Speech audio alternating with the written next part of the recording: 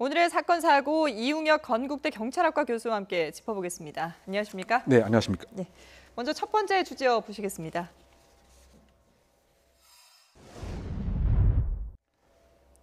네, 어제 전해졌던 끔찍한 사고였죠. 서울 방향 경부고속도로에서 8중 추돌 사고가 났는데 2명이 안타깝게도 숨졌습니다. 지금 오늘 그 당시에 블랙박스가 공개가 됐는데요. 그 영상을 보면서 좀 설명을 해주실까요? 네, 그 아주 그 참담한 그 사고 현장이 그 블랙박스에 네. 그대로 잡혔는데요. 지금 그 2차 선을 그대로 30m 이상 브레이크 제동 장치 없이 네. 그 바로 앞에 있는 K5 승용차를 덮치는 과정입니다. 예. 그로 인해서 주변에 있었던 다른 7대의 차량이 연쇄적으로 추돌 사고가 일어났던 그 사고이고요. 네. 저로 인해서 저 K5에 있던 부부 2명이 현장에서 안타깝게도 바로 그 사망을 하고 저 주변에 있던 차에 승차하여 있던 다른 16명도 많은 부상이 있었던 상태로 지금 동영상이 나오고 있습니다. 밑에 깔린 차량이 거의 뭐 종이장처럼 구겨졌어요. 그렇죠. 저 차량 자체가 특히 예. 그 광역버스가 제동 장치를 했다고 한다면 저 정도까지는 아니지 않았겠는가. 근데 지금 보면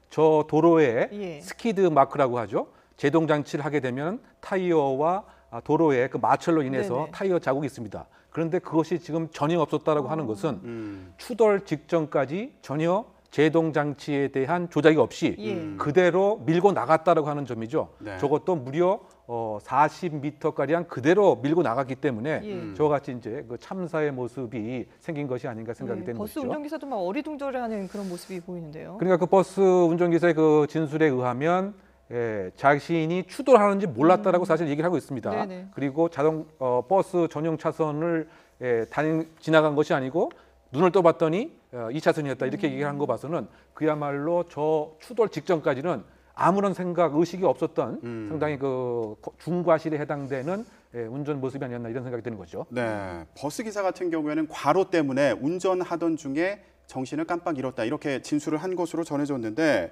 지금 근무 수칙은 준수한 걸로 나타났어요. 이렇게 되면 책임은 어떻게 되는 거죠? 그래서 일단 본인의 그 이야기가 정말 사실인가 여부에 대해서 조사가 있어야 되겠죠. 네. 어쨌든 지금 진술에 의하면 이틀 쉬고 하루 휴게하는 것은 뭐 지켜졌다라고 얘기하고 있는 것 같고요. 예. 그 지난번 그 지방의 한 터널에서 교통사고 이후에 여러 가지 근무 수칙이 좀 까다롭게 되었죠. 예를 들면 4시간 운전 후에 반드시 30분을 쉬고 2시간 후에 15분을 쉬는 등의 여러 가지 규정이 만들어졌는데 그것이 정말 지켜졌던 것인지 그리고 하루 휴게를 하는 동안 혹시 온전히 휴게를 하지 않고 뭐 다른 뭐 음주라든가 다른 과로한 일을 했는지 뭐 이런 것 등이 그 밝혀져야 될 것 같고요.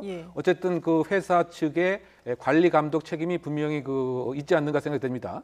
혹시 그 채용 과정에 있어서 다른 하자는 그 없었던 것인지 그리고 필요한 정규 교육은 있었던 것인지 뭐 이런 것 등을 조사를 해서 버스 회사의 그 책임 부분도 상당히 물어야 될 것 같고요. 어쨌든 운전자 그 자신은 업무상 기울어야 할 주의 의무를 완전히 게을리했기 때문에 그 교통사고 처리등록법상 업무상 중과실 치사상죄의 그 혐의가 현재 있는 것이 아닌가 생각이 듭니다. 그래서 경찰이 지금 해당 버스 기사에게 구속영장을 신청한다고 하는데 근데 이게 당장 하는 게 아니라 2주 뒤에 한다고 하거든요. 네, 이제 그것이 이제 교통사고 처리특례법에서 그 중요한 그 요건 중에 하나가 즉 그 기소 여부를 결정하는 물론 이제 이것은 중상에 해당되기 때문에 기소를 합니다. 다만 이제 그 합의가 이루어졌는가가 상당히 그 중요한 나중에 양형의 요소에 해당이 되기 때문에 지금 그 사망자 2명 또 16명의 그 부상이 났기 때문에 그 회사 측과 어느 정도의 그 위자료에 관한 그 협상이 그 이루어질 것인가 이것에 있어서의 일정한 시간을 담보하기 위해서 2주 후에 경찰에서는 구속영장 청구를 할 계획이 있는 것으로 알려져 있습니다. 자, 우리가 이런 비슷한 사고 소식들을 자주 접하게 되는데 이 졸음운전이 상당히 위험한 운전 행태입니다. 네, 그렇습니다. 언제가 가장 위험하다고 봐야 될까요? 지금 여러 가지 그 통계에 의하면 아무래도 그 식사 후로 알려져 있습니다. 점심 또는 저녁 식사 후에 교통사고, 졸음운전으로 인한 교통사고가 더 많이 그 빈발하고 있고요. 아무래도 포만감이 있으니까 졸음이 오기 쉽죠. 그 아무래도 이제 그렇게 되겠죠. 아무래도 이제 그 소화 작용에 의해서 그 뇌의 그 혈관 자체가 위로 가기 때문에 자연스럽게 그 졸음이 많이 생기게 되고요. 또 외국의 한 연구에 의하면 음주 운전도 위험한데 음주 운전의 3배에 있어서의 더 위험한 것이 바로 그 졸음 운전이다. 뭐 이렇게 그 이야기를 하고 있습니다. 네. 그래서 그 여러 가지 그 구체적 그 통계도 보면 16시까지 12시 정오부터 오후 16시까지가 2만 4천 건의 이제 교통사고가 생기고 있고요. 네. 그 다음에 20시까지가 3만 건입니다. 이거 어떻게 본다면 점심 또는 저녁 식사 후에 네. 졸음 운전으로 인한 교통사고가 빈발하고 있다 이렇게 우리가 추정할 수가 있겠습니다. 예. 그러면 이런 졸음 운전을 예방하려면 운전자들이 어떤 좀 주의를 기울여야 될까요?